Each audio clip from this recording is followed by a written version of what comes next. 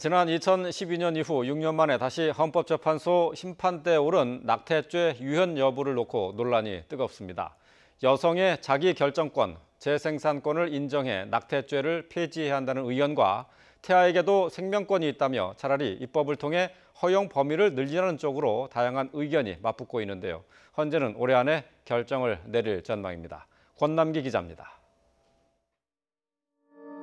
태아에게 심각한 장애가 있음을 안 여성이 임신 중절을 하는 과정을 그린 영화 24주입니다.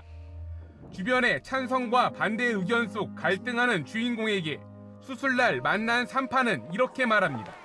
Kann einem keiner abnehmen und da darf auch keiner drüber urteilen. 우리나라 법은 강간으로 인한 임신 등 일부 예외를 빼면 임신 중절을 아예 금지합니다. 이런 현행법을 폐지해야 한다는 헌법 소원이 제기돼 헌법재판소가 위헌 여부를 심리하고 있습니다.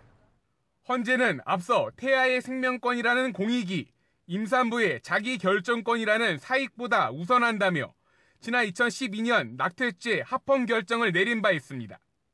그 뒤 6년 동안 낙태죄를 폐지해달라며 20만 명 넘게 청와대에 국민청원을 올렸고 현행법제는 모든 법적 책임을 여성에게만 묻고 있다는 문제가 있습니다.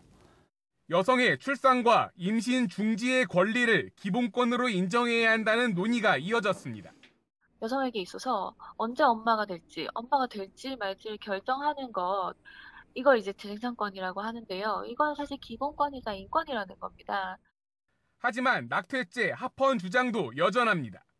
종교단체를 중심으로 처벌하지 않으면 낙태가 훨씬 더 많아질 것이라는 걱정의 목소리가 나오고 낙태죄 자체는 문제가 없으니 입법을 통해 허용 범위를 늘려야 한다는 절충안도 있습니다.